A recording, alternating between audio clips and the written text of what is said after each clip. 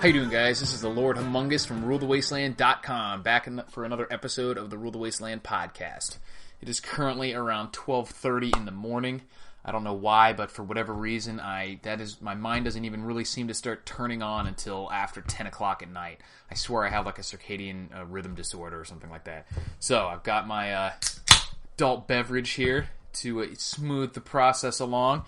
And I have a topic today that I think will be really helpful for a lot of people out there. It is something that I have picked up over the years with a lot of pain and suffering, and also some successes sprinkled in along the way. And that is rules for dealing with bureaucracy. That can be anything from your place of employment, any large corporation, a school or public university. It can be legal things. It can be dealing with the law. It can be anything like that. There's bureaucracy everywhere, and there's certain rules for dealing with it that are not necessarily intuitive. You wouldn't just know them right off the bat, and they're not necessarily, they don't necessarily make sense, and they're definitely not how you would deal with an individual or even a small private business or anything like that. So it's not what most people's first instinct is the things that you need to do. But it is things that can make a big difference, especially if you're actually interested in a favorable outcome. And that leads me to point number 1, which is realize the risks. And that is that there is very rarely a 100% favorable outcome. And that is because even if you win these exchanges or any type of conflict with them, you very rarely get anything out of it other than not losing anything more. You'll have spent a lot of time, a lot of effort. You may be declared the winner, or the issue will be dropped, and then that's it. You're not going to be reimbursed for any time or anything like that. You could try to sue them for your time that you've spent, but that's more expense. That's even more time, and if you don't make it, then you could be out even more. So most of the time, you win just by being able to drop the issue and walk away with your head held high as the winner, but you're still out a lot of time, a lot of effort, and possibly some money and resources as well. So realize the risks going into it and decide if this is a hill worth dying on, so to speak. Because the worst thing you can do is throw yourself into some sort of conflict like that and then realize half the way through or whatever that you just are getting sick of this, you do not want to do it, and then you're completely wasted your time with no chance of winning if you give up. So, and what type of conflicts can these can be anything. I don't even want to get into what different things they could be. It could be anything from a false charge, like a university hearing or something, to tickets, to being not fired, I guess, because that'd be hard to fight, but depends. Anything like that. It could be being fired. It could be being some sort of a negative performance review, or some sort of disciplinary action at work or at a school, or just pretty much anything like that. And you don't want to willingly go into these encounters just to prove a point, because like I said, even when you quote-unquote win, it just goes back to how things were before. You never come out ahead. You always have lost the time and the effort and everything like that. So rule number 1 is realize the risks. Don't purposefully go up against these institutions. Rule number 2 is know your end game. Know what your goal is for this outcome. When you go in and you say, I want to win, or I just want to beat them, you're never going to feel like that's happened, even when you quote-unquote do win, or you get a favorable judgment or something like that. You're never going to feel like you win. So know specifically what your end game is. So not only is that let you know when you can let the thing go, or when it's not going to happen, but it also lets you know specifically what you need to do when you get to different crossroads or different choices, different areas where you can make a choice. When you know what your goal is, you can then make the determination at that point. So in school, if your goal is to not get kicked out, then you can make your decision more appropriately than if it's just, I want to beat these guys or something like that. Or if the ticket is, I want to pay less, then maybe you can do some sort of plea deal or whatever. Or if it's just, I just don't want to be found guilty out of principle, no matter how much it costs, then you can make your decisions based on that. So know your end game. So rule number 1 is realize the risks. Rule number 2 is know your end game. This one, rule number 3, is probably the most important rule, certainly one of the most important rules. They all work together. But one that people always mess up, and that is rule number 3, record and document everything. Every step of the way in your dealings with these people. And this is why, when I said realize the risks, saying that there's almost never a favorable outcome, is because of all the work that has to go into these conflicts for you to come out ahead. And that is because you're going to be doing stuff like this. You're going to be recording and documenting everything. When you call someone, you record the phone call, and you let them know that you're recording it if you're in a all-party consent state. And you document when you call them. You document who you talk to. You document what you talk to them about, what their office was. You download and print off any piece, scrap, or shred of paper that has anything to do with it, all the rules and regulations for the institution, find out who the people are, the entire chain of command that could have anything to do with it. You get every scrap of information. You document everything you do from the dates to times. You keep copies of all the papers, recordings of all the phone calls, and you have no idea how often that level of insanity basically will make the difference when you need to go back and prove that somebody lied or prove that they told you something that they're now saying they didn't. Because I have been in so many situations where you think something is just not an issue, where someone's like, no, I'm absolutely, this is the way it is. They just swear to you on their mother's grave that something is a certain way, and then you get to the next step of the process and everyone says that you're wrong, and you go back and the person either completely lies about it and says, no, I didn't tell you that, or they say, oh, sorry, and it doesn't matter because they don't believe you, you know what I mean? And they'll be like, no, I would never say that or something. So you have to have everything documented. Rule number 4. This is sort of based on that as well. You have to know their rules better than them. The thing about these large institutions is that they're used to doing things a certain way. And someone can come into a position, and that's the way it is. These people, there's no one person that you're dealing with. It's the entire entity as a whole. So when you go and you deal with one person, a clerk sitting behind a counter, or a records person here, or a department administrator there, they're used to doing their job. They usually don't know anything about the other aspects of it. And a lot of times, they don't even know specifically about the rules and regulations that govern their own position, because they came into the job, their boss says, hey, we do the things like this, so they've been doing the things like that the entire time, and then they're subservient, they move up to another position, so they hire someone for their position, and they say, hey, this is the way my boss has been doing it, this is the way I've been doing it, so this is the way you're going to do it. And so that's the way they do it. And when you ask them, hey, how is this done? They say, this is the way we do it. But you would be shocked if you found out how many times the way that people do things on a day-in, day-out basis is actually against the rules, or not even governed by the rules directly. And many times it's just blatantly in complete opposition to what the actual regulations for these institutions say, and they don't even know it. So you got to know their rules better than them and use that against them, because you're going to be dealing with individuals in this hierarchy.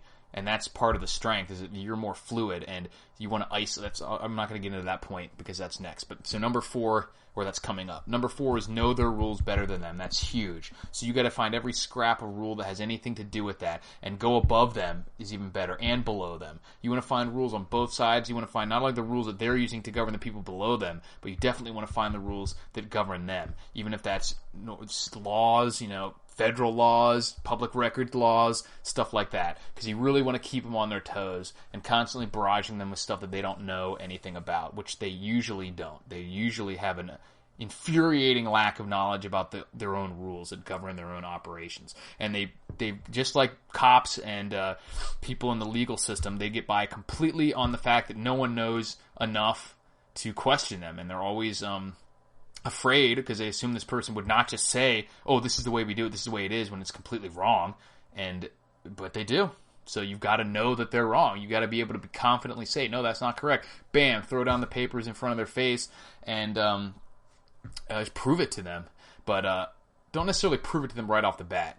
You want to let them give themselves enough rope to hang themselves with. Let them talk, let them tell you to do things a certain way, and just swear and say, oh yeah, we always did it this way, this is how you need to do it, this is the way I do it. And then you can come back, and since you've recorded that phone call, or you've got the email record, and say, really? Is that the way you do it for all of them? They, oh yeah, sure. And be like, okay, well, your rules say that that's against the rules, so you're completely fucked now.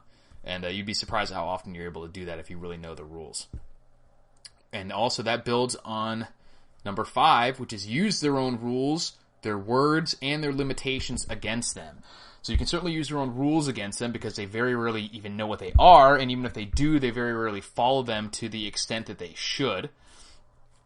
And they'll say things. Certainly you want to record phone conversations, or if for some reason you can't do that, or they won't let you, or you're not comfortable, then do exclusively emails, because you always have a record of that, and it's in writing. And you can get them to admit to things, and say things that they can't go back and claim later if you have a recording of it or an email of it. It's right there in front of their face. So use their own rules against them, use their own words against them, ask them questions that you know the answer to just to see how they respond. Don't ever give them, let them just get away with that. Always catch them. And there's limitations too.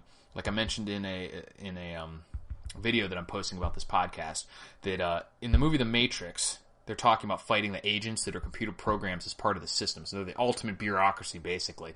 And ultimate malignant bureaucracy.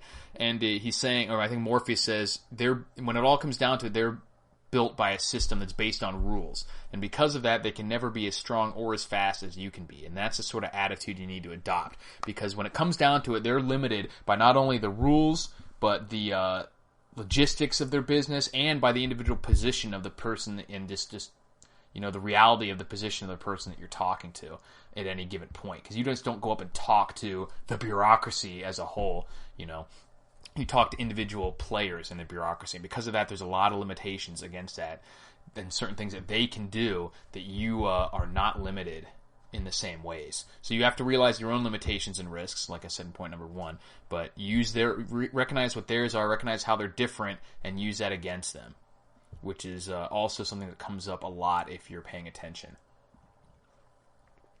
Next is number 6. Read everything. Read everything. If they're you just get the rules, you got to read through them all. If they give you something to sign, you better damn sure read that. After I was arrested for my false arrest, and you can watch the videos on my YouTube channel if you hadn't heard about that or want more information on that.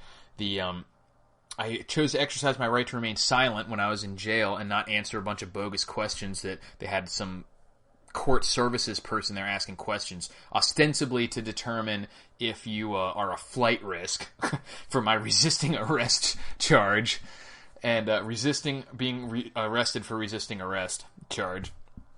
And so they're ostensibly trying to determine if you're a flight risk by asking questions about how long you've lived in Gainesville, if you work in Gainesville, whatever. So I answered a few of them. I said, I said, and first of all, I asked them, and that goes, I'll explain why in the next point. But I asked them, I said, am I legally required to answer these questions? And they're like, oh, that just makes their head explode right away. And so they stammered through an explanation of why they're trying to do it. And that was so that they'll say the judge, they always resort to threats right off the bat. That's why you have to know their rules and their limitations, because they're instantly going to start threatening you when you challenge them, even when you challenge them politely, just by asking questions. So anyways, they started threatening, say, oh, well, the judge isn't going to like it. And I'm like, well, I'm just asking. I even was, just like I'm talking right now, I said, I'm not being rude. I'm just asking a simple question. Why are you being hostile? And that's all it takes for them. It's just absolutely shocking. But anyways, so they wanted to know all these things, so ostensibly they could determine if I was going to flee the country on my resisting arrest charge or something. So they would ask, where I live, how long I've lived in town. And then they started asking me about, my education and my job history. And I'm like, I'm not going to answer these questions. You guys have more than enough information to know that I live and work in the area. I'm not going to go running off from my bogus resisting arrest charge. So I'm going to exercise my right to remain silent. So, of course, the woman got in a huff, and then they just left after that. And then in the first appearance in the morning where they, decide whether you're going to be out on bail or on your own recognizance or whatever, and people were getting sent out on their own recognizance for much more heinous, minor theft and charges and stuff like that, and failure to appears and everything. But when it came to me, they said I was going under the supervision of court services because I didn't answer the questions.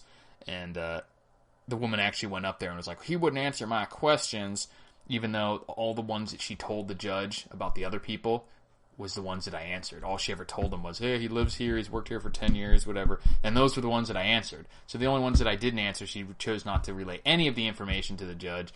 And he was like, well, we use these, blah, blah, blah, blah, blah, talking out my ass, blah, blah, blah. Of course, any person who's been around the legal system for more than 5 minutes could take one look at that rap sheet and know that charge is complete bullshit. But it's beside the point. Anyways, so they remanded me to the custody of court services, where I would have to check in once a week to make sure I hadn't fled. And when I get there for the first check-in, they hand me this paper and like, just sign this, and I was like starting to read it, and they're like, just sign right at the bottom. And I'm like, can you give me a second? I'd like to read this before I sign it. And they're like, okay, we're done reading this, and they were extremely pushy extremely pushy trying to get me to sign this thing without actually reading it. And part of the way, like a couple of things on this quote-unquote contract were, one said that I was supposedly, if by signing this, agreeing to not consume any alcoholic beverages until to the trial.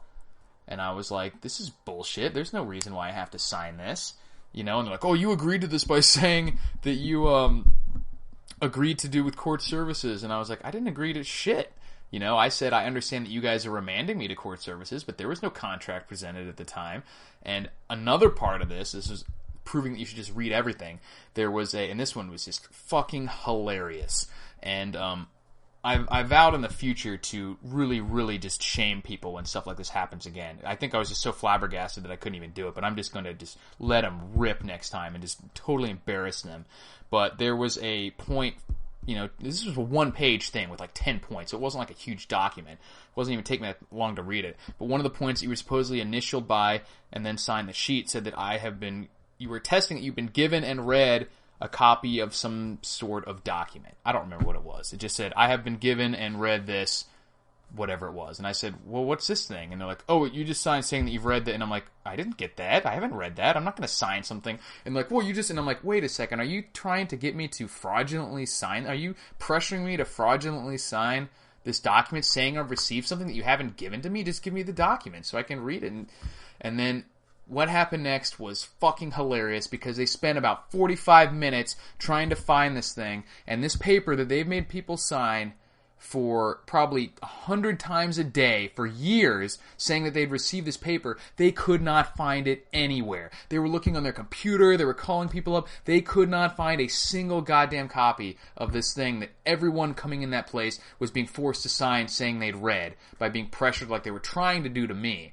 And it was just hilarious. And like I said, now I was so flabbergasted by this, I was practically speechless. I was like, are you kidding me? You can't find it anywhere? You guys don't even have this thing? This person's been in this job for 5 years or 10 years, probably never even read the fucking thing. And they're getting people and yelling at people to sign this thing, saying that they read it every day. So, like I said, in the future, if anything like that happens, I'm just going to mercilessly shame them and say, you ought to be ashamed of yourself. You're a goddamn disgrace to even... you've been making people sign this, and it was a mess. And, so that's read everything. And also, this situation is a good example of why you should record everything. Because I went in there, I turned my camera on, and you got to be careful and make sure that these areas are considered public, because otherwise you could get in trouble if you're in a all-party consent state. So you want to let them know most of the time, unless you know for sure that it's a public area. But I was recording... And it was like a public foyer. And so they gave me the thing to initially sign it. And when I was like, I'm not going to sign this because I'm not going to... there's no legal requirement for me to say that I'm not going to drink alcohol between now and the trial or whenever the case is decided. So they're like, all right, fine, you'll just get arrested then. And I was like, what are you talking about? I'm just reading. Actually, it was even before that. This was while I was just saying I wanted time to read it. And they're like, no, you've had enough time. They literally were trying to get me to stop reading it. They couldn't just sit there and wait while I read this one-page document while I read it. And they were just like, all right, some guy came up and was like, all right, that's it, just leave. We'll just arrest you then later. And I was like, what are you doing? I'm sitting here, I'm trying to read this document before I sign it, and you're not even letting me do that? And he's like, nope, just go. We'll just arrest you later. And I was like, are you aware that you're being recorded and kicking me out of here? And his entire demeanor changed. And he's like, well, I'm just trying, blah, blah, blah. And you'll get used to that kind of response too. Where they don't really say anything. They stammer out a bunch of blubbering and gibberish. And it's quite hilarious once you get to know it. And but that changed it, because they would have kicked me out of there. That guy would have been able to tell them anything, saying that I refused. I guarantee would have said that I refused to sign it. And then they would have put some warrant out for my arrest, and I would have been back with another case, which I eventually would have won using all these tactics, but every step of the way you can stop butt cold with stuff like that. So then I embarrassed the shit out of them too, and I could have done even more by determining that they were trying to get people to sign something that they didn't even have and couldn't even find. Hilarious. And also extremely troubling. Because think of all the people that are in there that are either not as intelligent as me, not as... self-assured as I am and not willing to take the risks. If you've got a regular job that you could get fired from, people would be terrified to try and, when people say they're going to get arrested again or whatever. And so it's unconscionable that they would do those kinds of things, but it does show you that you need to record everything and document everything and read everything. And you need to get names and everything from these people. And then you need to hold them accountable too. So I should have filed a bunch of complaints against these people for like trying to make me sign contracts under duress and all this other stuff. But eventually I got them to scratch off those portions of the contract that said that bullshit about like drinking and about the receiving documents that I never received. And then I eventually signed it. So that was read everything, number 6. And this goes back to what I was saying just now about holding them accountable for it. Number 7 is don't give them a free pass on anything. And like I was talking about with the questions, this specifically applies to questions or things that they ask you to do, say, sign. If you don't understand, say, I don't understand. People get caught up in like, oh, they don't want to look like an idiot or they don't want to get yelled at, because they probably will yell at you. They probably will say you're an idiot. But if you don't know, say, no, I don't understand. I'm not going to sign something I don't understand. Or if they say, do you understand these rights? Say, no, I don't understand these rights. Or if they ask you to do something or say something or sign something or pay something, say, am I legally required to do that? And if I am, show me where it is. Because otherwise you could just be trying to extort me. So don't give them a free pass on anything that they do. Anything that they ask you to do, pay, sign, say, write, whatever. Always find out for sure. At least ask them. And that way, if you're recording everything and documenting everything, at the very least, if you don't have a way to research it right off the bat, you can at least have a record of them saying, yes, you are legally required to do this. And then if you do it and you're not, you can come back and say, ooh, you guys said I was legally required to do this and it was under duress, so I got you for that too now. Number 8, isolate the actors from the power structure.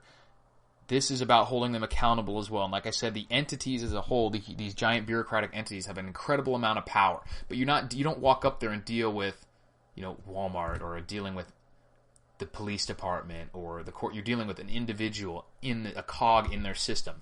And as a cog in their system, they have a lot more limitations and a lot less power than you do. And a lot of times, despite doing their job for years, they'll have less knowledge about what you are required to do than you will if you've done your research properly, because they only know, like I said, they know what they've been doing day in and day out. They don't really even care or probably even know what the rules are. They say, hey, make these people sign this paper. They don't even read it and say, oh, where's this thing that I have to show them?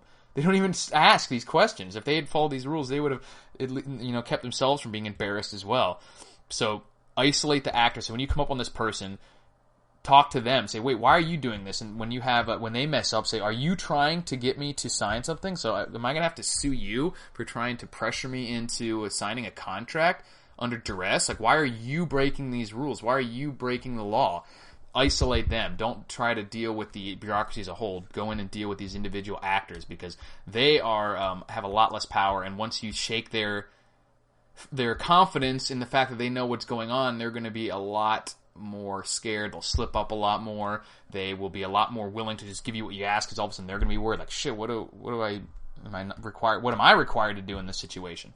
So it's not always that easy or that simple, but definitely don't go in this trying to fight the entity as a whole. I mean, that's the overarching goal that you have to accomplish, but deal with each individual cog in the machine separately. Find out what those individual weaknesses are, what their individual limitations are, and isolate them from the power structure that they have. So because they're going to rely back on the authority and the power that they have as being part of that bureaucracy. So you have to separate them from that as much as possible and as quickly as possible. And the best way to do that is to hold them accountable for every time that they break the rules of the bureaucracy, and find the limitations that they have as being part of the bureaucracy.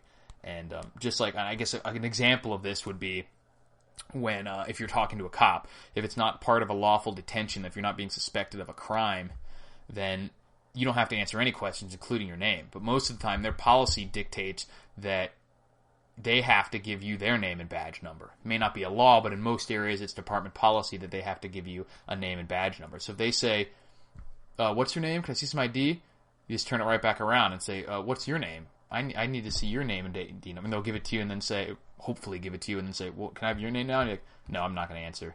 So that's the kind of power that, because they're part of the system that's built on rules, you have more freedoms still, hopefully, unless they're badly abused as they are in most situations. But there's a lot of ways that they're limited that you're not. Or certainly they're limited in different ways than you are. So in the moment, it won't feel like you have more power than they do. In a lot of situations, you don't. But there's definitely some limitations they have that you don't have. And that's just one example of that. So that's just a couple, actually 8 rules on how to deal with bureaucracy effectively. And I'll go over them really quick one more time. Realize the risks that you're taking on.